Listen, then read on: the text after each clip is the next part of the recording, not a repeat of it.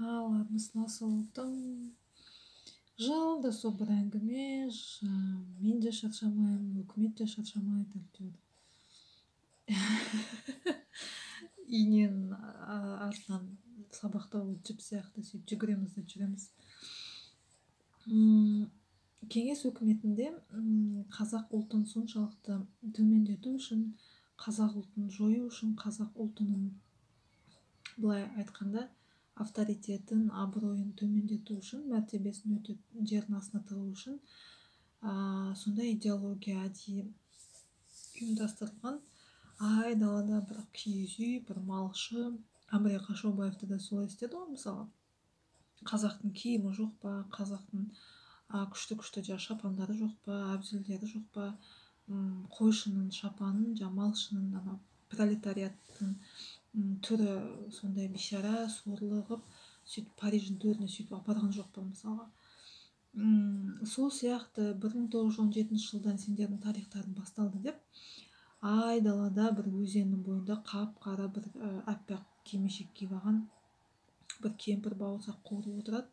Ол ұнды қайдан алды, ол майды қайдан алды, отынды қайдан алды, айдалада бір киіз үй. Ол айдалада киіз үй не істеп жүр? Малды айдалаға баға ма? Малды кәдімгі суы шүйгін, шөбі шүйгін, суы нулы жерлі сондайға малды бақпай ма? И сол идеология әбден қалыптасып қалғанда, бүгін мысалы кеше шаңырақ күні дейді, бүгін жаңағыдай бірдеме мереке қандай бір өзі күнде 22-сіне дейін бір күндердің атауларын ойлап тапты ғой.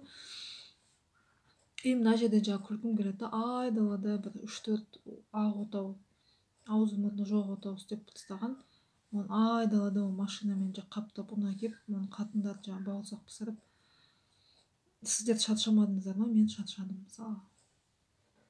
Бізді сол әкеп малдың бір жеріне тыға берді. Мен мысалы әбден өз ұлтымды қалай сол шыңыраудан алып шығамын. Білмеймін, әрине енді оған қаражат керек. Қаражат та керек емес, қазір интеллект жасанды жиі жасап беріп жатыр ғой, мысалы қалаларды. Не деген ғажап қалалар болған, не деген ғажап өркениет болған. Біздікілер әлі сол кеңес өкіметінің сарқыншақтары, кеңес өкіметінің сол жұрнақтары, сол айдалада сол бір киіз үйдің төңірегінде жүр. Қазір жастар көріп отырса, жасаңыздар. Ұлт үшін аянбай, өйткені ұлт ол тек айдалада киіз үй емес,